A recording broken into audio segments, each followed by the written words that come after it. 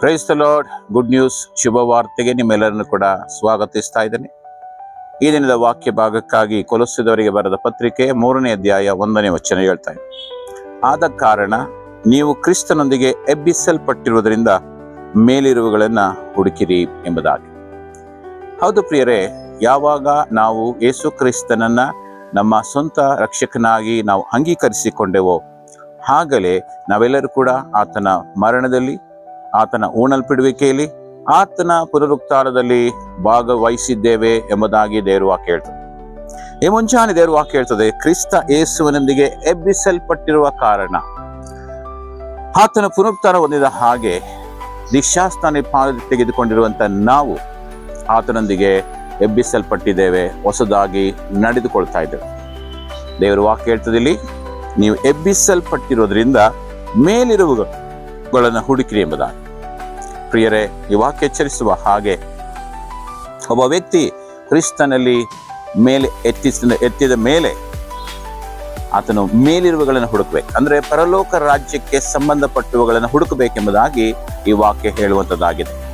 ಪ್ರಿಯ ಮಕ್ಕಳೇ, ಈ ವಾಕ್ಯವನ್ನು ಕೇಳಿಸಿಕೊಳ್ಳಿರುವಾಗ ಈ ಲೋಕದ ಕಾರ್ಯಗಳನ್ನು ಬಿಟ್ಟು ಪರಲೋಕಕ್ಕೆ ಸಂಬಂಧಪಟ್ಟ ಕಾರ್ಯಗಳನ್ನ ನಾವು ಹುಡುಕೋಣ.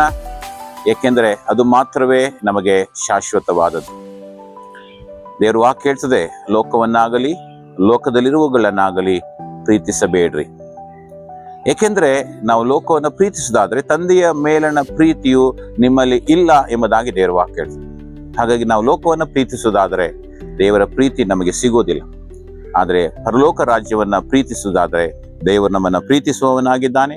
ಆ ಕಾರಣದಿಂದ ಲೋಕವನ್ನು ಪ್ರೀತಿಸದೆ ಮೇಲಿರುವುಗಳನ್ನ ಪ್ರೀತಿಸೋಣ, ದೇವರ ರಾಜ್ಯಕ್ಕೆ ಸಂಬಂಧಪಟ್ಟವುಗಳನ್ನ ಪ್ರೀತಿಸೋಣ.